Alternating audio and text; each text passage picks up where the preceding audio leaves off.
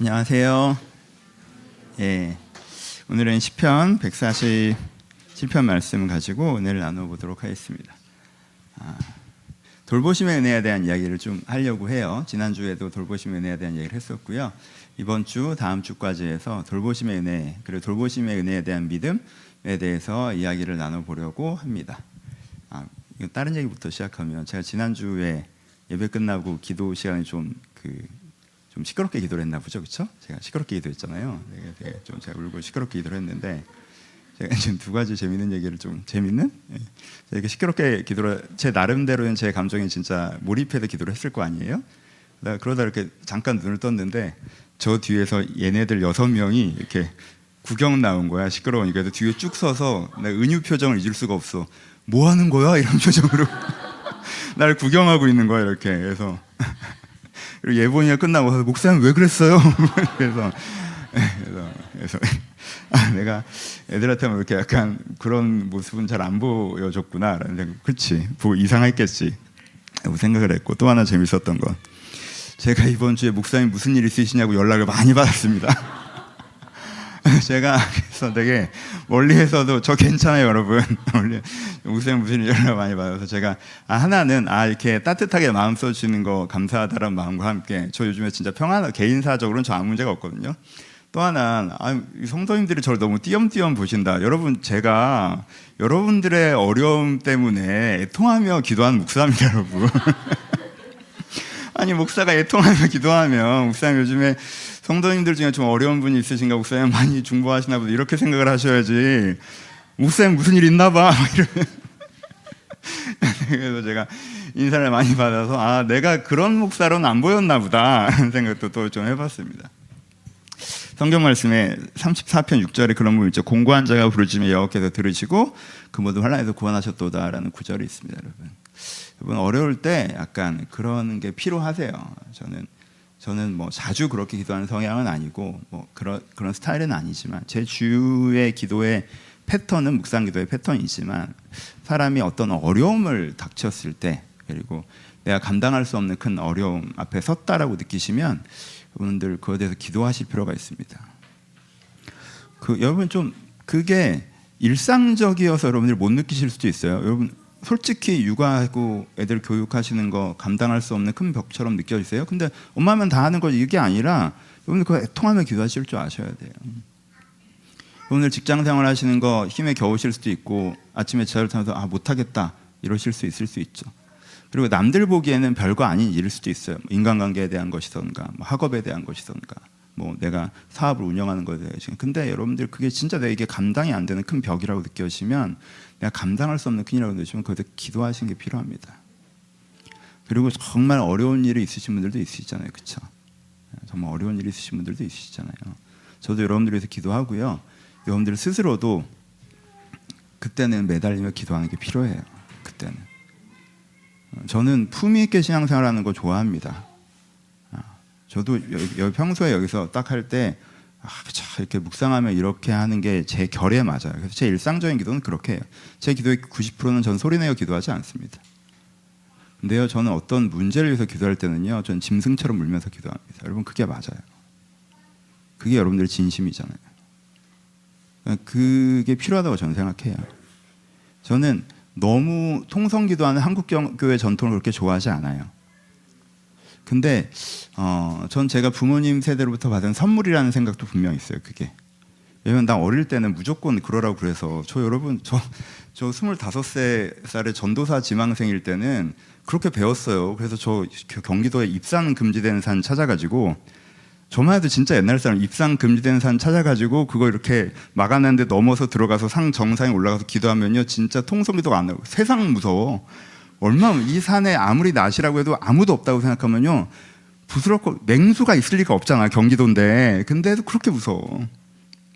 그래서 지금 생각하면 허짓거리라는 생각도 있어요. 그 시간에 좀 책을 더 읽고 묵상할 거라는 생각도 있지만, 그걸 쓸 때가 있어요. 그걸 쓸 때가.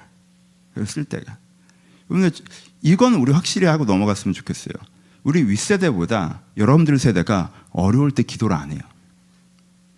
우리 윗세대는 어려울 때만 기도해서 문제였어요. 근데 우리 세대는 어려울 때도 기도를 안 해. 어려울 때는 여러분 그게 진짜 감당할 수 없는 큰일이라면 붙잡고 기도해 보실 수 있어야 돼요. 붙잡고 한번 기도해 보실 수 있어야 돼요. 그런 게 여러분들 필요하다는 말씀으로 너무 진지하게 얘기를 했네요. 여러분 저 지난주에 별일 없었다 라는 멀리 계신 분들 걱정하지 마시라. 여러분들이 멀리서 저를 생각해 줘서 감사하다는 말씀을 먼저 드리고요. 예, 오늘 본문 시작해 보도록 하겠습니다. 오늘은 시편 147편입니다. 돌보심에 대해 대한 얘기를 2, 3주 같이 해보려고 하고 있어요. 여러분 오늘은 본문을 먼저 봅시다. 본문에서는 뭘 설명하냐 그러면요, 위대하고 따뜻한 하나님에 대해서 설명해 주고 있어요. 위대하고 따뜻한 하나님. 그래서 이 얘기가 어디로 연결되냐면, 하나님이 이렇게 위대하고 이렇게 따뜻한 분이니까 너를 돌봐줄 수 있다는 걸 믿어 라는 이야기로 연결되고 있어요. 그래서 하나님이 이런 분이라는 설명과 함께, 그러니까 하나님의 돌보심을 믿고 돌보심을 찾으라 라는 것이 147편 앞부분에 오늘 본문의 핵심적인 메시지입니다. 본문을 보죠. 이게 어떻게 표현되어 있어요? 처음에 나오는 시적인 표현이 뭐냐면요, 별들의 수요를 세시고 그것들을 다 이름으로 부르시는도다 라는 표현이에요. 여러분 이 표현을 한번 묵상해 보셨으면 좋겠어요. 별들의 수요를 세시고 그것을 다 이름으로 부르시는도다. 이게 시적으로 너무 국문과 특이 있어서 시적으로 너무 좋은 표현이죠. 이거는 뭘 표현하기도 해요? 위대함을 표현하기도 하죠. 하나님은 저 높이에 있는 것에 저 작은 것까지 다 아실 정도로 위대한 분이라는 뜻이에요. 그렇죠? 하지만 동시에 뭡니까? 별의 표현에서 성경에 사용되는 것이 있죠. 하나님이 아브라함에게 할 때 너의 자손을 별과 같이 많게 하실 거란 표현하는 부분들이 있잖아요. 그럼 별들의 수요를 세신다는 건 그 별이 중의적으로 뭐가 되기도 해요? 내가 되기도 하죠. 그렇죠? 무슨 뜻이에요? 하나님이 나를 아신다는 거죠. 별들의 숫자를 세우는 게, 하나님은 멀리 계셔서 나를 모르시는 분이 아니라, 하나님은 높이 계셔서 나를 모르시는 분이 아니라, 하나님은 나를 아신다는 거, 내 이름을 아신다는 거. 내 이름을 아신다는 건 무슨 뜻이에요? 내 사정을 아신다는 뜻이에요. 그렇죠? 날 아신다는 거예요. 그래서 하나님의 위대하심과 하나님의 따뜻하심을 동시에 표현하는 표현이죠. 이 표현이 한 번 더 나오죠. 뭐예요? 8절에 그가 구름으로 하늘을 덮으시며 땅을 위하여 비를 준비하시며 산에 풀이 자라게 하시며, 이런 표현이 나오죠. 여러분 오늘 집에 가시면서 차에서나 이어폰으로나 이 비준비하신이라는 찬양이 있어요. 이게 이제 147편 가사를 그대로 만든 찬양이거든요. 오늘 한번 꼭 들어보시길 추천드리고, 이번 한 주 동안 이 찬양을 들으시면서 오늘 설교를 좀 묵상해 볼 수 있지 않을까 생각합니다. 여기서 나오는 표현에서 제목을 땄죠. 그렇죠? 구름으로 하늘을 덮으신다. 이건 위대하심의 표현이죠. 그렇죠? 하나님이 세상에 가득한 거니까 구름으로 하늘을 덮으세요. 근데 그 구름이 어떤 구름이에요? 비를 준비하는 구름이죠. 비가 필요한, 농사를 지는데 비가 오지 않아서, 가뭄을 지나가면서 비가 와야 이 농사를 지을 수 있는데 어떡하지 하는 우리를 향해서 비를 준비하고 계시는 구름이라는 거예요. 그러니까 하나님이 이것도 뭘 표현하는 거예요? 위대하심과 따뜻하심을 동시에 표현하는 거죠. 그래서 147편은 우리 가운데 뭘 가르쳐주고 있어요? 하나님은 이런 분이야 라고 하나님을 소개하고 있죠. 하나님은 어떤 분이라는 거예요? 하나님은 위대하시고 따뜻한 분이시야 라고 표현하죠. 그렇죠? 그걸 아주 구체적으로 뭐라고 얘기해요? 그는 위대하시며 능력이 많으시고 지혜가 무궁하시다 라는 그 위대하시면 직접적인 표현들이 나오죠. 그렇죠? 하나님은 위대하시고 능력이 많으시고 지혜가 무궁하신 분이라는 거예요. 근데 또 하나, 그건 그의 따뜻하심을 또 뭐라고 표현해요? 상심한 자를 고치시며 그들의 상처를 싸매시는도다. 그 지혜가 위대하고 능력이 많으시고 지혜가 무궁하신 하나님이 상심한 자를 고치시고 상처를 싸매신다는 거예요. 계속 이 두 가지를 같이 언급해 나가는 게 이 시의 특징이에요. 하나님은 진짜 위대하신 분인데 진짜 따뜻하신 분이야. 하나님은 저 높은 하늘에 계시면서 이 낮은 나를 쳐다보시는 하나님이야. 하나님은 별들의 수요를 세시는 분이야. 하나님은 우리를 위하여 비를 준비하시는 분이야. 하나님은 우리의 상처를 싸매시고 상심한 자를 고치시는 분이야 라는 표현을 하고 있는 거죠. 그렇죠? 이 하나님을 우리 가운데 소개하고 있는 거죠. 그럼 이런 하나님은 어떤 사람이 이 하나님의 돌보심을 받을 수 있냐? 하나님 그럼 어떤 사람을 돌보시냐라고 하면서 또 한 가지 강조하는 게 이 뒤에 있는 부분에 나오는데, 읽어보시면 10절에 여호와는 말의 힘이 세다하여 기뻐하지 아니하시며 사람의 다리가 억세다하여 기뻐하지 아니하시고 여호와는 자기를 경외하는 자들과 그의 인자하시는 바라는 자를 기뻐하시는도다라고 얘기해요. 하나님은 어떤 사람을 돕는다는 거예요? 하나님은 여기서 뭔가 아닌 걸 하나 짚죠. 하나님은 유능한 사람을 돕는 게 아니라 라고 얘기하시고 있죠. 왠지 하나님은 잘난 사람 도울 것 같고 신앙 좋은 사람 좋을 것 같고 이게 뭐 사회적 의미에서 그렇죠? 뭔가 능력 있는 사람 도와서 엘리트주의실 것 같은데 그렇지 않다는 거예요. 하나님은 뭐예요?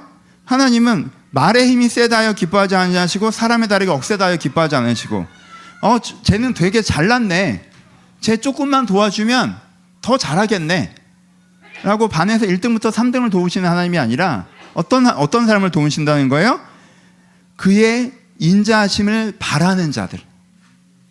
하나님이 이렇게 위대하시고 이렇게 따뜻한 분이시라는 걸 믿고 바라는 자들. 자기가 능력이 없을지라도 자기가 초라할지라도 자기가 그것을 믿고 바라는 자들 하나님께서 돌보시는 분이라는 거예요. 그렇죠? 이 하나님을 소개하는 거죠. 하나님은 어떤 분이세요? 하나님은 구름으로 하늘을 덮으시는 분이시면서 비를 준비하시는 분이세요. 그렇게 위대하신 분인 동시에 그렇게 우리를 위해서 비를 준비하시는 따뜻한 분이세요. 하나님은 어떤 분이세요? 하나님은 별들의 수를 세시는 분이고 그들을 이름으로 부르시는 분이에요. 하나님은 모든 것을 알 만큼 위대한 분이면서 동시에 그러니까 나도 알고 계시는 분이고 내 사정도 알고 계시는 분이라는 거예요. 하나님은 위대하고 능력이 많고 지혜가 무궁한 분이신 동시에 상심한 자를 고치시고 상처를 싸매시는 분이라. 이 하나님을 소개하죠. 이 하나님을 소개해요. 이 시인은 이 하나님을 소개하면서 그러니까 우리가 어떤 마음을 이 하나님을 우리가 믿는다면 우리가 어떤 마음을 가질 수 있다고 얘기하고 어떤 마음을 가져야 된다고 얘기해요. 할렐루야, 우리 하나님을 찬양하는 일이 선함이요 찬송하는 일이 아름답고 마땅하도다 라고 표현하죠. 여러분, 찬양과 찬송이 무엇입니까? 그냥 노래를 부르는 거예요? 아니죠. 찬양과 찬송은 기쁨까지 믿는 거예요. 그렇죠? 입에서 노래가 나올 정도의 믿음. 이걸 너무 확실하게 믿기 때문에 이미 기쁨에 이르르는 믿음. 그래서 내가 기쁨까지 갖고 있는 확신을 하나님을 따르는 걸 찬양이라고 해요. 그렇죠? 그러니까 시편 후반부에 찬양한다는 건 단지 노래를 얘기하는 게 아니에요. 시적인 이미지란 말이에요. 그럼 내가 이것을 이게 하나님이 비를 내리는 거 맞아? 아니야. 내리겠지? 이때는 불안과 믿음의 공존의 과정이죠. 근데 나를 위하여 비 준비하신 하나님을 내가 확실히 믿어. 그럼 비가 안 와는데 내 안에 뭐는 있어? 기쁨은 있죠. 그러니까는 그 하나님을 내가 정말 믿는다면, 정말 내가 너희들한테 이 하나님을 소개해, 이 하나님을 믿어, 그럼 네가 기쁨을 미리 누릴 수 있을 거야 라고 얘기하는 것이 이 시의 표현이죠. 그럼 무슨 뜻이에요? 이 하나님을 믿으라는 표현이에요. 이 하나님을 믿으라는 표현. 여러분, 이 시는 어떤 면에서는 아름답고 마땅하도다라고 하면서 하나님이 이러시다라고 얘기하는 게 어떤 의미에서는 질문에 대해서 대답하는 시이기도 합니다.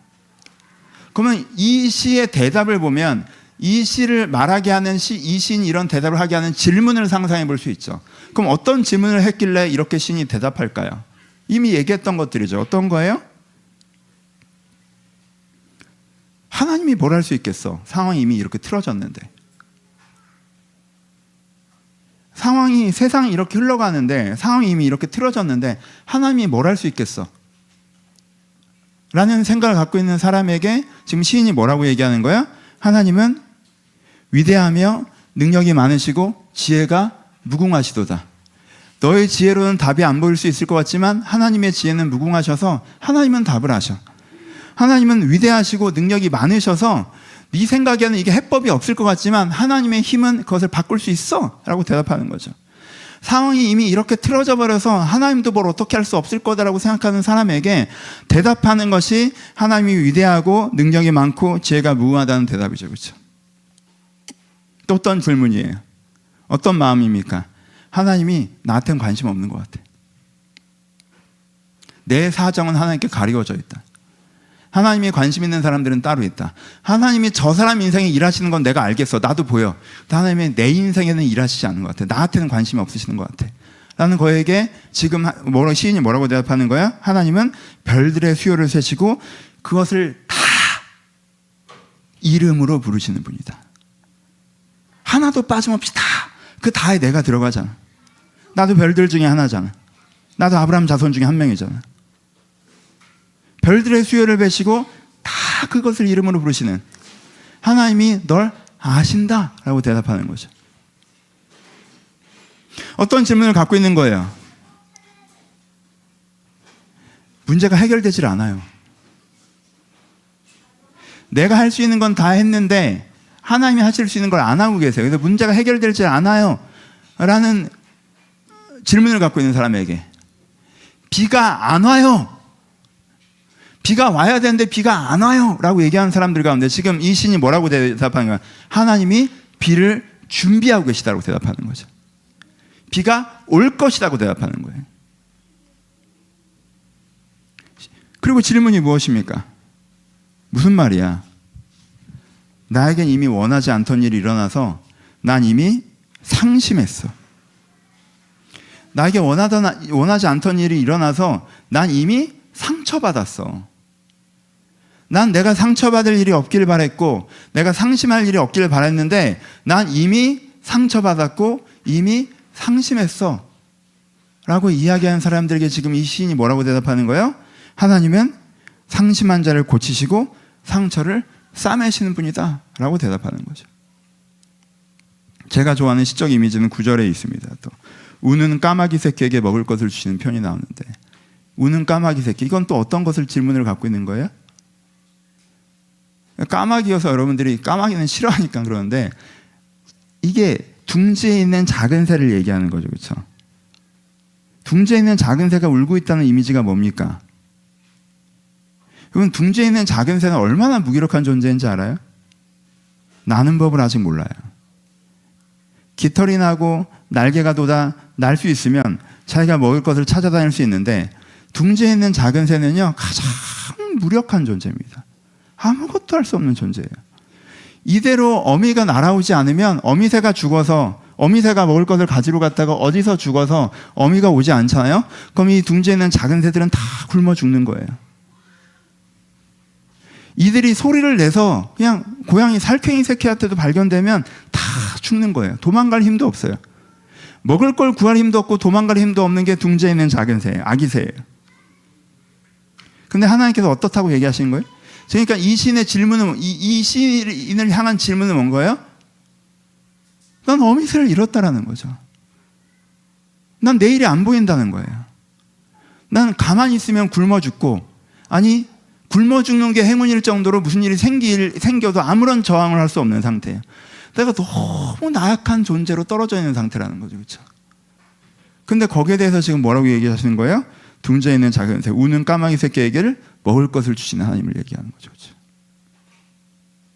그러니까 이 시인에게 질문하는 사람의 현실이라고 하는 것은, 이 시인에게 질문하는 사람들에게 현실이라고 하는 것은, 하나님은 나에게 관심이 없으신 것 같고, 하나님은 지금 가뭄이 들고 있는데 아무것도 해주시지 않는 것 같고, 난 이미 상처받았고 난 이미 상심했는데 이 상처받고 상심한 일을 막아주지 못하셨고, 내가 둥지에 있는 어미새를 잃어버린 작은 새 같은 존재가 된 것들에 대해서 방치하고 계신 것 같아요. 그것이 이 시를 읽기 전에 이 시를 듣는 사람의 마음일 수 있죠. 근데 그런 사람에게 지금 시인이 뭐라고 얘기하는 거예요? 하나님은 능력이 많고 지혜가 무궁하신 분이다. 하나님은 별들의 이름을 아시는 분이시다. 하나님은 비를 준비하시는 분이시다. 하나님은 상처를 싸매시는 분이시다. 하나님은 그런 작은 새를 먹이시는 분이시다. 라고 하나님을 소개하고 있는 거죠. 그렇죠? 그럼 이 시를 듣는 사람은 선택 앞에 서게 됩니다. 어떤 선택이에요? 내 경험을 가지고 이 시인의 말을 무시하든가, 혹은 이 시인의 말을 믿고 경험을 넘어서 나아가든가, 둘 중에 하나의 결정이라는 걸 해야 되는 사회에 서 있는 거예요. 여러분, 오늘은 돌보심의 은혜에 대한 얘기를 하고 있는 것인데, 여러분, 은혜가 세 가지가 있다고 했죠. 영혼 구원의 은혜가 있고요, 그리고 사명의 은혜가 있고요, 돌보심의 은혜가 있습니다. 여러분, 은혜를 은혜되게 하는 것이 무엇입니까? 믿음입니다. 우리가 믿음이 있을 때 영원권의 은혜가 나의 은혜가 되는 것이고, 믿음이 있을 때 삶의 은혜가 나의 은혜가 되는 것이고, 우리가 믿음이 있을 때 돌보심의 은혜가 나의 은혜가 될 수 있어요. 여러분, 돌보심의 은혜는 믿음이 없어도 은혜가 되는 시점들도 분명히 있습니다. 근데 궁극적으로는 믿음이 있어야 그 은혜가 나의 것이 됩니다. 보세요. 아주 초기에, 이건 우리가 다음번에 또 얘기하겠지만, 이스라엘 백성이 아주 초기에 제대로 믿지 않을 때에도 하나님께서 홍해를 여시죠. 그렇죠? 우리를 왜 괜히 나와가지고 믿음이 없었어요. 돌보심의 은혜에 대한 믿음이 없었습니다. 하지만 홍해를 여십니다.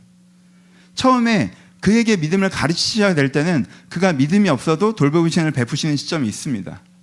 하지만 삶의 어느 지점에서는 어떻게 해야 돼요? 돌보심의 은혜에 대한 믿음이 있어야 그 은혜를 풍성하게 누릴 수 있어요.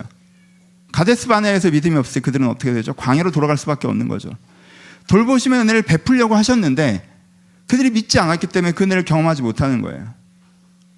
그들이 믿지 않았어도 만나와 메추라기를 먹었습니다. 원망했는데도 하나님께서 만나를 내리셨던 지점도 있어요. 하지만 그들이 가나안 땅에 가서 여리고를 무너뜨리고 아이성을 무너뜨리고 할 때는 그들 가운데 뭐가 필요했어요? 믿음이 필요했어요. 그러니까 하나님께서 우리 가운데 콜링하시기 위해서 돌보심 은혜를 강권적으로 베푸실 때도 있습니다.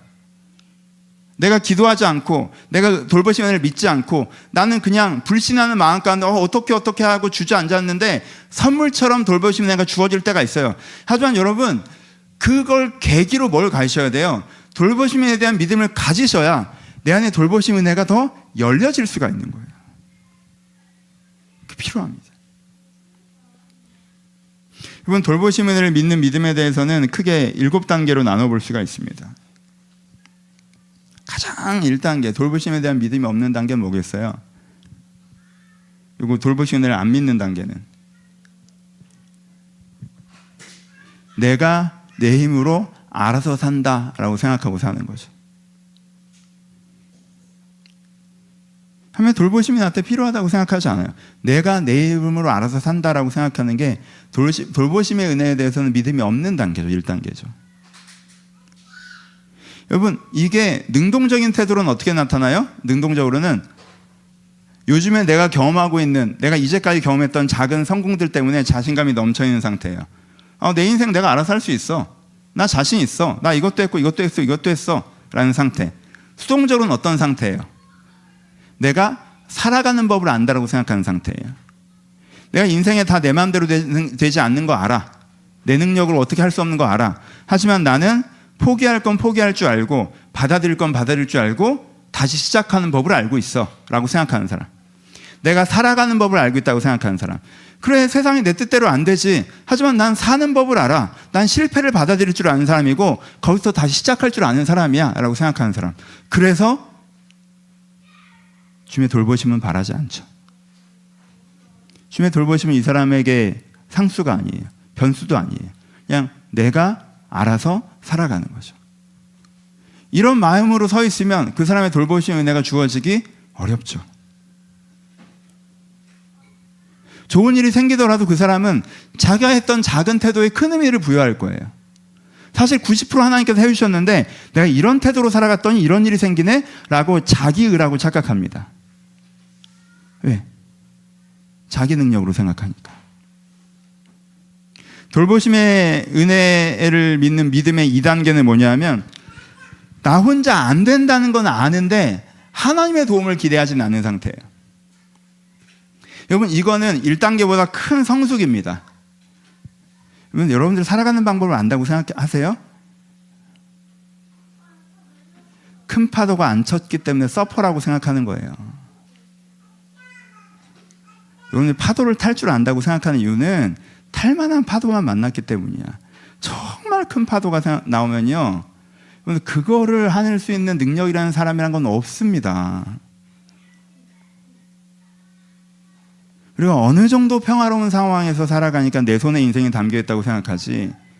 그러면 막말로 나라에 전쟁이 나면 여러분들이 살아가는 방법을 알아요? 여러분들 건강에 문제가 생기면 여러분들이 살아가는 방법을 알아요?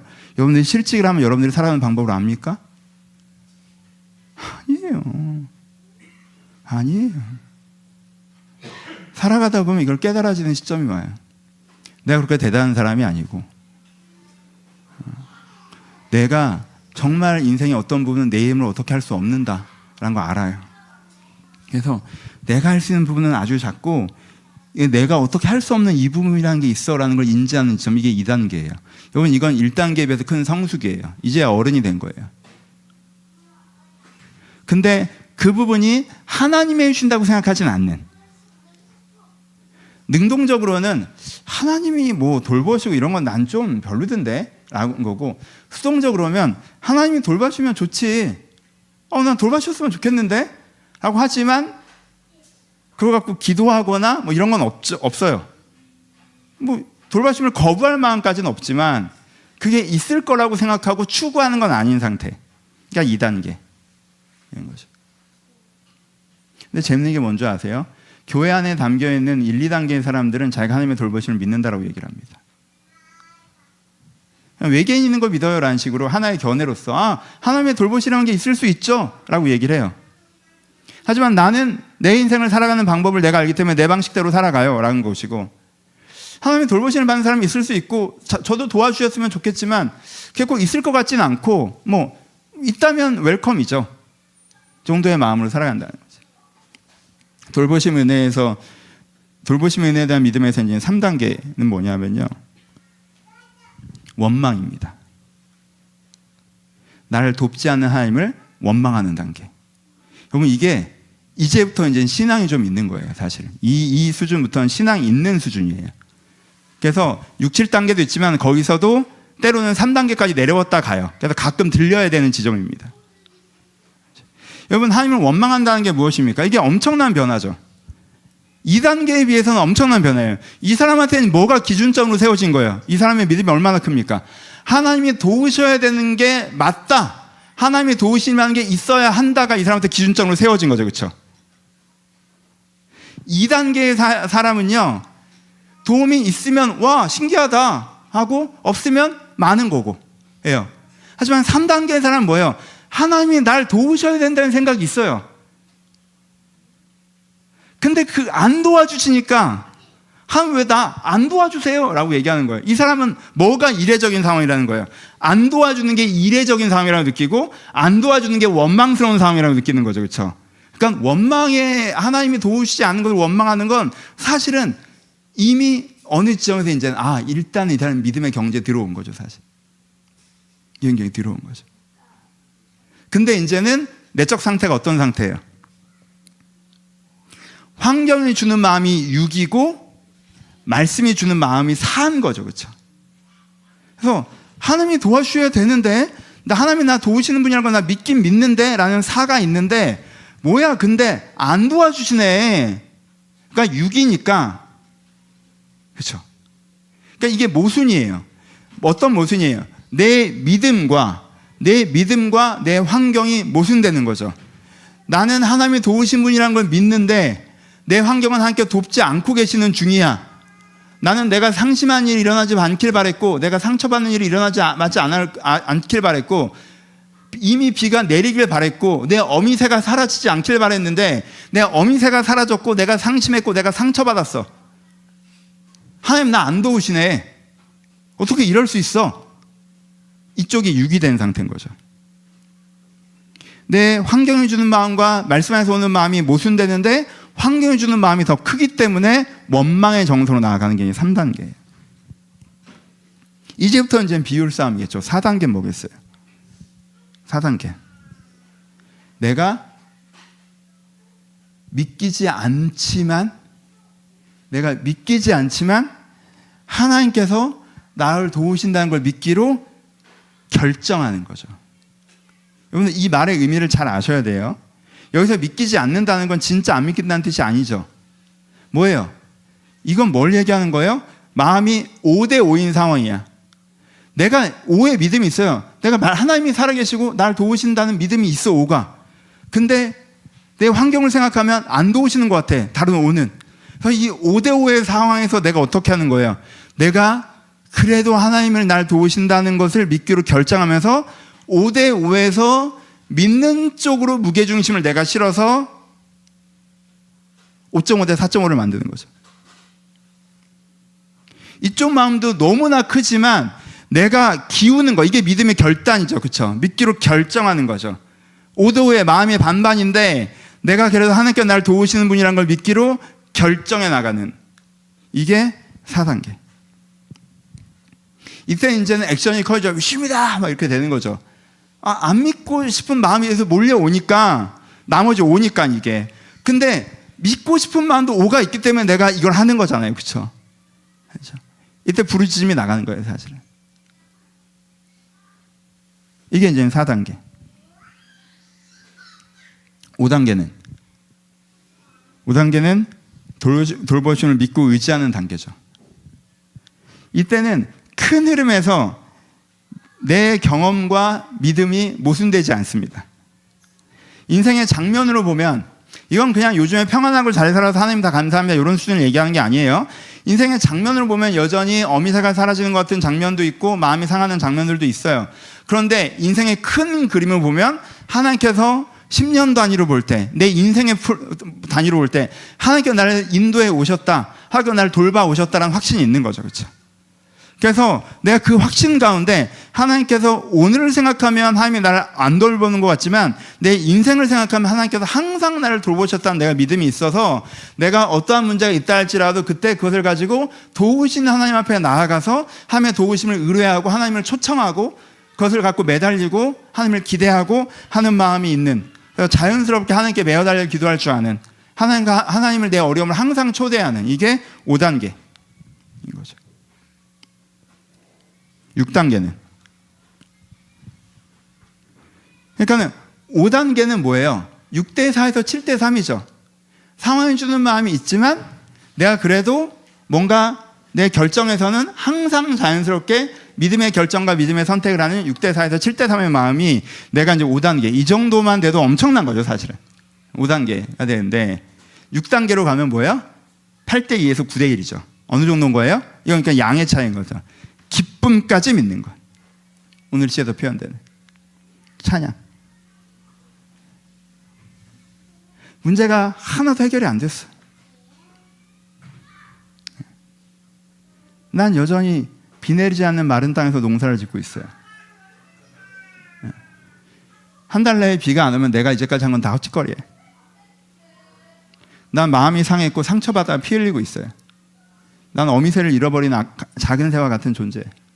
지금 내 상황이 그래. 이대로 가면 그냥 굶어 죽거나 잡혀 죽는 거야. 그러니까 내 인생을 보는 추세선이 뭐예요? 이 시에서 표현되는 추세선은 하향이죠. 사람이 그때가 어렵잖아요. 지금도 어렵지만 이제부터 계속 내려가는 거야 라고 하면 더 어렵잖아요. 그렇죠? 그러니까 이 사람의 환경은 뭐라고 얘기해요? 넌 이제부터 계속 내려가는 거야 라고 얘기하는 거죠. 너는 어미새를 잃어버린 작은 새이고 너는 굶어 죽거나 잡혀 죽을 거야 라는 게 추세선이란 말이에요. 근데 이 사람은 어떤 거야? 하나님은 우는 까마귀 새끼를 먹이시는 분이라는 걸 확신해요. 하나님이 비를 준비하신다는 걸 확신해요. 별들의 이름을 부르시는 분이라는 걸 확신해요. 상한 죄를 고치고 상처를 싸매시는 분이라는 걸 확신해요. 그러니까 상황은 아직 해결이 안 됐는데 이 사람 마음 가운데 뭐가 있어요? 기쁨이 있죠. 기쁨까지 믿는 것. 이게 8대2 9대1 되는 것.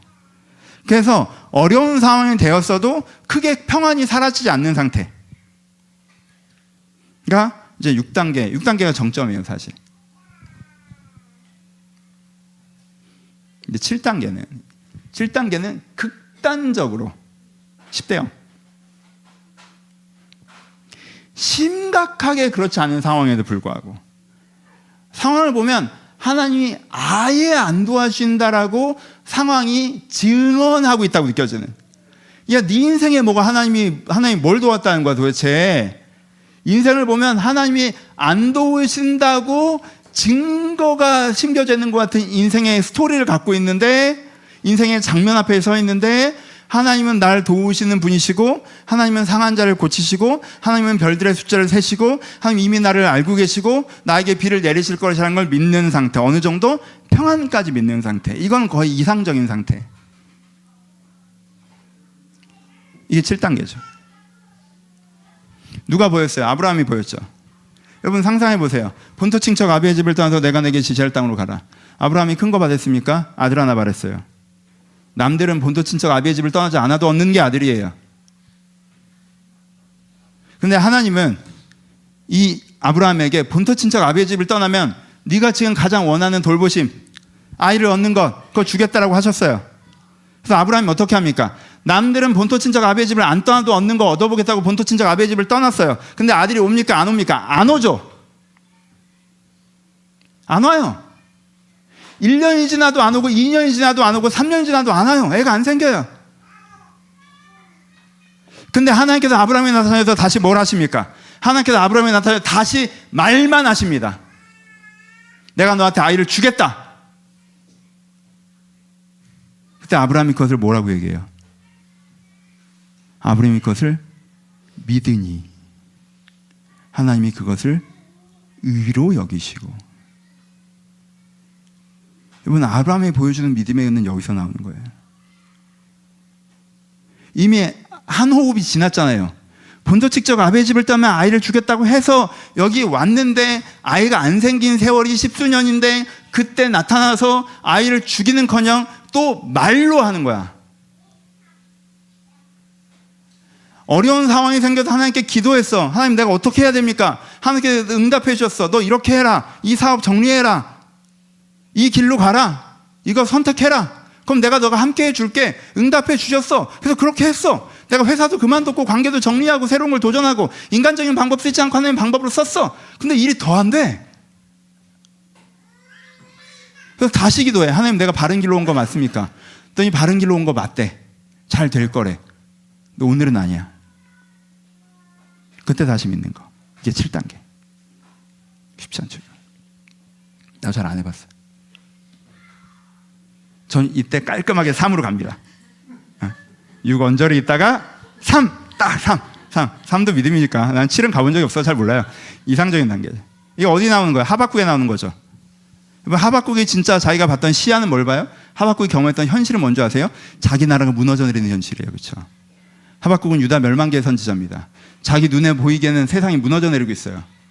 그래서 하나님 앞에 원망의 기도를 시작하는 거예요. 하박국은. 하나님, 왜 세상이 이 모양입니까? 이게 하박국의 기도의 시작이었어요.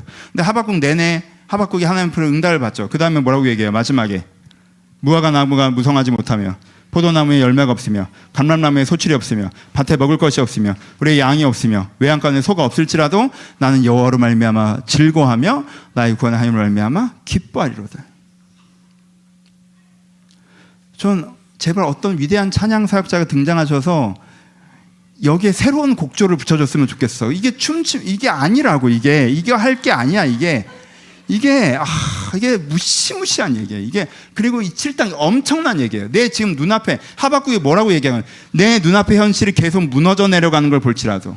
유다는 다음부터 계속 안 좋아졌잖아요. 무화과 나무가 풍성하지 못하고 포도나무가 열매가 없고. 여러분, 이걸 그냥 생각하지 마시고 이 목자, 이 농사 짓는 농부의 마음으로 생각해 보세요. 내가 포도나무를 내가 가꿨는데 열매가 없어. 무화과 나무를 가꿨는데 열매가 없어. 감람나무를 가꿨는데 소출이 없어. 밭에 가서 내가 농사를 지었는데 먹을 것이 없어. 내가 양과 소를 돌봤는데 얘네들이 죽어.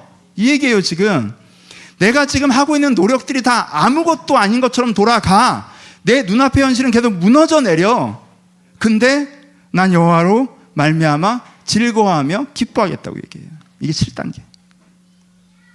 내 현실이 하나님이 전혀 돌보지 않는 것처럼 완전 반대로 갈지라도 난 하나님의 돌보심을 완전히 믿고 있는 상태. 그래서 이 사람이 갖고 있는 평안은 세상이 빼앗지 못하는 상태가 7단계. 있으면 본인한테 굉장히 좋겠죠. 네, 저는 한 6 언저리로 왔다가 그럼 전 깔끔하게 3으로 가요. 여러분, 3도 대단한 거야. 여러분, 3에서 2 떨어지는 게 진짜 위험한 거예요. 원망까지는 신앙 중심이 흔들린 게 아니에요. 2로 떨어질 때가 진짜 문제야. 그건 믿음에서 떠나는 거거든. 그럼 원망은 막 얼마든지 하세요. 원망의 대전제는 신뢰거든. 도와야 될 뿐이 안 도우니까 내가 지랄을 하는 거잖아. 그러니까 도와야 될 뿐이라는 믿음이네. 그래서 원망은 신앙이에요. 전혀 문제 없어요. 이 믿음이 있어요. 내가 하나님 왜 안 도우십니까? 원망하고. 하나님이 안 도우실 것 같은 마음도 엄청 많지만 도우실 것 같은 걸 내가 믿고 믿기로 결단하고 하나님 저를 도우실 거라는 걸 저 믿어요. 5대 5지만 제가 5.5대 4.5로 만들려고 해요. 저 믿을래요. 라고 결정하고. 하나님께서 날 돌보시는 걸 이제는 일상적으로 내가 믿겨지기 때문에 어려운 일이 있어도 흔들리지 않고, 하나님 오늘의 장면만 보면 하나님께서 나를 안 도우시지만 내 인생을 돌아보면 하나님께서 분명히 내 인생 가운데 함께하고 계십니다. 나 그래서 다시 한번 내 오늘의 장면을 들고 주님 앞에 나갑니다.가 있고, 하나님 내가 이걸 이제는 그냥 믿는 게 아니라 온전히 믿어서 이 하나님 계시다는 게 너무 기쁩니다 까지 가고, 근데 그 기쁨이 너무나 커서 상황이 정반대로 갈지라도 흔들리지 않고 까지. 이렇게 내가 돌보심에 대한 믿음이 깊어질수록 나한테 뭐가 있겠습니까? 여러분, 그러면 돌보심에 내가 확장됩니다. 여러분, 말씀드려요. 돌보심에는 케이스 바이 케이스가 있어요. 쟤는 기도 하나도 안 하고 원망만 하는데 돌보심을 받는 적이 있어요. 있죠? 믿음 없이 불신에 사로잡혀서 나 망했구나 했는데 하나님께 기적을 베푸실 때가 있어요. 그렇게 홍해를 가르실 때가 있고, 그렇게 만나를 내리실 때가 있단 말이에요. 만나를 처음에 먹었던 사람들이 믿음으로 먹었습니까? 원망하다 먹었습니까? 원망하다 먹었습니다. 그런 시점이 있어요. 하지만 그 사람이 그 계기로 돌보심의 믿음까지 나아가지 못할 때 정작 받아야 될 돌보심을 놓치는 지점도 생긴다는 거예요. 그러니까 여러분, 돌보심의 은혜가 내 안에 우연히 드러나는 사건이 되게 하지 마시고, 여러분들 인생에 돌보셨던 것들을 붙잡고 계속 여러분들 상황을 볼 때 하나님께서 안 돌보시는 것 같다 할지라도 여전히 주님의 돌보심을 믿음으로 나아갈 때 여러분과 하나님의 돌보심이 더 크게 임재될 수 있다는 거예요. 여러분, 이 믿음이 여러분들이 있으셨으면 좋겠습니다. 은혜는 믿음을 요구합니다. 믿는 사람이 영원 구원 받는 거 여러분들이 다 아시죠? 기독교인들이면 다 아시죠? 믿는 사람들이 영원 구원 은혜 받습니다. 믿어야 영원 구원 은혜 받습니다. 그러니까 그렇게 믿으라고 얘기하잖아요. 여러분, 믿는 사람의 사명의 부르심이 있는 거 아시죠? 내가 하나님의 나라에 대한 믿음이 없는데 무슨 사명의 부르심이 있겠습니까? 내가 믿을 때의 사명의 부르심이 있는 거 아시죠? 마찬가지예요. 내가 믿을 때의 돌보신 은혜를 풍성하게 누릴 수 있어요.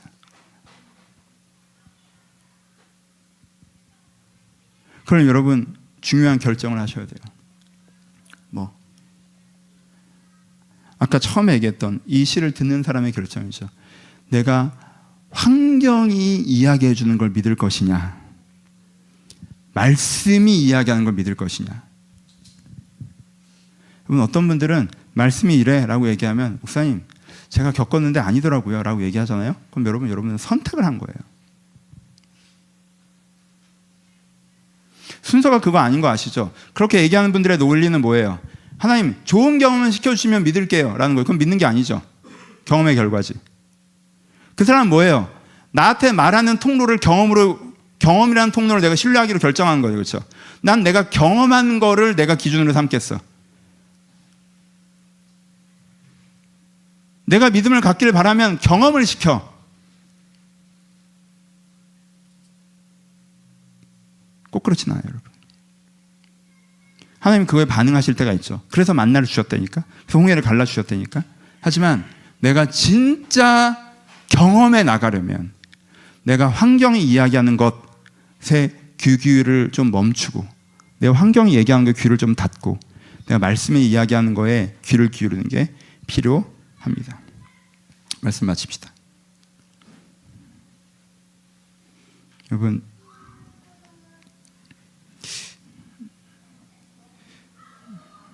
그럴 때, 저도 그래요. 저도 7단계를 가본 적이 없는 사람이기 때문에 이렇게 상황이 안 좋아, 나 이거 갖고 오래 기도했는데 상황이 해결이 안 돼 라고 하면, 그럴 때 147편을 읽으면 마음이 상하더라고요. 시편에 이러는 걸 읽으면 그땐 기분이 안 좋아. 어떻게 느껴지냐면, 하나님은 넌 도와주셨구나. 너 누구야? 다윗이야? 그래, 넌 도와주셨구나. 난 안 도와주시네. 자꾸 이렇게만 보이는 거야. 이게 나한테 하는 말씀이라고 안 들려. 그래서 넌 도와줬구나. 네, 넌 도와줬지. 근데 난 안 도와주는 것 같아. 그래서 그때는 영원구원의 말씀은 내가 은혜가 되는데, 돌보심을 얘기하면 이게 오히려 상처가 되더라고. 마음이 상해. 기분이 나빠. 그래서 오히려 그런 구절들은 좀 멀리하고 그랬어요. 그런 시기였는데, 147편 이 말씀을 읽다가 믿기더라고. 막연하게. 그냥 경험이 딱 떠오르는 게 아니라 그냥 별 생각 없이 국문과라 시적 표현에 좀 설득이 돼서 그런지 그냥 하나님께서 자기의 사정이 감추어졌다고 생각하는 사람들에 대한 말씀을 들었을 때는 뭔가 난 감춰진 것 같은데 이랬는데 별들의 수요를 세시고 이름으로 아신다라고 이렇게 얘기하는데 이게 믿기더라고 갑자기. 그리고 그냥 하나님 별들의 수요를 세시고 이름으로 부르시는 분이십니다. 하나님께 구름을 하늘을 덮으시고 비를 위하시는 분이십니다. 하나님이 그런 분이심을 믿습니다. 막연하게지만 분명히 하나님이 그런 분을 믿습니다 라고 내가 이것을 놓고 딱 내가 믿습니다라고 고백할 때 내 안에 무슨 생각이 들었냐면 내가 이제야 말씀을 믿는구나 라는 생각이 들었어요. 그 전까지 나는 말씀을 내 환경과 계획과 경험으로 검증해서 믿었구나. 내가 이만큼 계획이 보여. 이렇게 되면 될 것 같아. 그 계획이 있으면 거기에 그 정도 말씀은 내가 믿어. 계획으로 검증하는 거예요. 근데 내가 보기에 계획이 안 나와. 답이 안 나와. 그러면 그런 말씀이 와도 마음이 안 좋아. 내가 경험한 게 그래도 하나님께 이만큼 날 돌보신 것 같아. 그 정도 말씀이 나오면 좋아. 근데 내 경험을 뛰어넘는 큰 돌보심에 대한 말씀이 나오면 불편해. 나한테는 안 해준 것 같으니까. 무슨 뜻이에요? 내가 말씀으로 믿는 것. 말씀에 써 있으니까 말씀을 믿는 것. 하나님의 말씀이니까 믿는 것. 성경에서 하나님은 그러시다고 하니까 내가 믿는 것. 내가 아직까지는 경험해보지 못했고 아직까지는 만나보지 못했지만 하나님은 정말 비를 준비하시는 분이라는 걸 믿는 걸 내가 그 전에 안 했더라고. 내가 슈퍼바이저가 한 명 더 있더라고. 환경과 경험과 계획으로 그걸 검증해서 그 필터링에 통과된 만큼만 믿고 내 경험을 넘어서는 건 안 믿으려고 하더라고. 여러분, 그 슈퍼바이저를 회고하십시오. 그 사람을, 걔를 회고하세요. 말씀을 말씀을 필터링 하지 마시고 그냥 한번 믿어보세요.